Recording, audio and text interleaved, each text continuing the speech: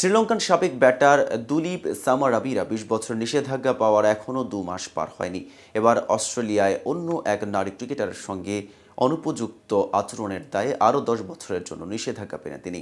Cricket Australia তাকে এই নিষেধাজ্ঞা দিয়েছে, কিন্তু কেন বারবার একই ভুল করছেন সাবেক এই ক্রিকেটার? চলুন এই বিষয়ে বিস্তারিত জেনে নেওয়া যাক এই প্রতিবেদনে। আর কে টিভি ক্রিকেট চ্যানেল থেকে আপনাদের সাথে আছি আমি মেহেদি হাসান।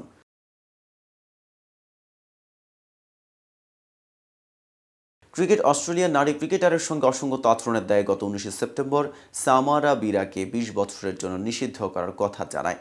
সে সময় ক্রিকেট ভিক্টোরিয়ার প্রধান নির্বাহী নিক কামিন্স তখন বিবৃতিতে বলেছিলেন, ৫২ বছর বয়সী এই কোচের আচরণ চরম নিন্দনীয় এবং আমাদের সব ধরনের অবস্থানের সঙ্গেই পুরোপুরি বিশ্বাসঘাতকতা। তবে সামারা বিরার এবারের ঘটনা অন্য আরেক নারী ক্রিকেটারের সঙ্গে, যেখানে তিনি প্রাইভেট কোচ হিসেবে কাজ করার সময়ে ঘটনাটি ঘটে। তবে তখনও তিনি ক্রিকেট ভিক্টোরিয়ার সঙ্গে চুক্তিবদ্ধ।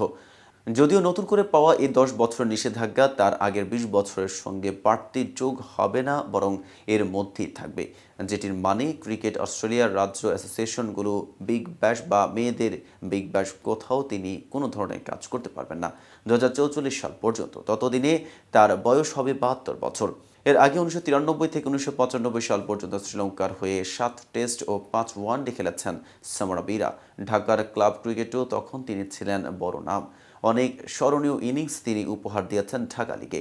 পরে তিনি অস্ট্রেলিয়া পাড়ি জমান এবং কোচিংয়ে নাম লেখান। ব্যক্তিগত কোচিং করানোর পাশাপাশি তিনি প্রায় ১৬ বছর কাজ করেছেন ক্রিকেট ভিক্টোরিয়ার উইমেন্স প্রোগ্রামের কোচ হিসেবে।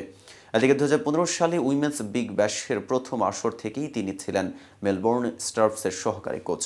গত মৌসুমের বেশিরভাগ সময় ছিলেন ভারপ্রাপ্ত প্রধান কোচ। এই মৌসুমে তার মূল কোচ হিসেবেই দায়িত্ব নেওয়ার কথা ছিল। উল্লেখ্য, ক্রিকেটের সব ফরম্যাটের অলরাউন্ডার তালিকার উপরের দিকেই নাম থাকত সাকিব আল হাসানের। তবে সম্প্রতি টি-২০ থেকে অবসর নেওয়ায় সেখান থেকেও ওই টাইগার অলরাউন্ডারের নাম সরিয়ে নেয় আইসিসি। টেস্ট থেকে অবসরের ঘোষণা দিলেও তা এখনও স্পষ্ট নয়।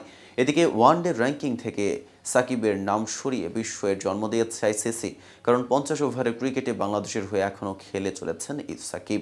তাই আইসিসির অফিসিয়াল ওয়েবসাইটের র্যাঙ্কিংয়ের তালিকায় সাকিবের নাম দেখতে না পেয়ে অবাক হয়েছেন অনেকেই। তবে নিজেদের নিয়মের কারণেই সাকিবের নাম সরিয়ে নিয়েছে আইসিসি। ১ বছর কোনো ম্যাচ না খেললে আইসিসির তালিকা থেকে সরিয়ে ফেলা হয় নাম। এই নিয়মেই ওয়ানডে র্যাঙ্কিং থেকে সাকিবের নাম সরিয়েছে ক্রিকেটের সর্বোচ্চ নিয়ন্ত্রক সংস্থা। ২০২৩ সালের ৬ নভেম্বর পর দেশের জার্সিতে একদিনের ক্রিকেটে আর খেলেননি সাকিব। বিশ্বকাপে বহুল আলোচিত শ্রীলঙ্কার বিপক্ষে ম্যাচটাই ছিল দেশের জার্সিতে সাকিবের খেলা শেষ ওয়ানডে। সেই ম্যাচটায় সাকিব ছিলেন অধিনায়ক। টাইমড আউটের আলোড়ন তোলার ঘটনাও হয়েছিল সেদিন। আবার সাকিব ছিলেন ম্যান অব দ্য ম্যাচ। বিশ্বকাপের শেষ ম্যাচটা বাংলাদেশের খেলা ছিল অস্ট্রেলিয়ার বিপক্ষে। সেটায় ছিলেন না এই টাইগার অলরাউন্ডার। এরপর বাংলাদেশে ২টি সিরিজ খেললেও সাকিব ছিলেন না স্কোয়াডে। তো ভিউয়ার্স, ভিডিওটি সম্পর্কে আপনাদের কোনো মতামত থাকলে জানাতে পারেন কমেন্ট বক্সে। সাথে নিয়মিত ক্রিকেট আপডেট পেতে কেটিভি ক্রিকেটের সাথেই থাকুন।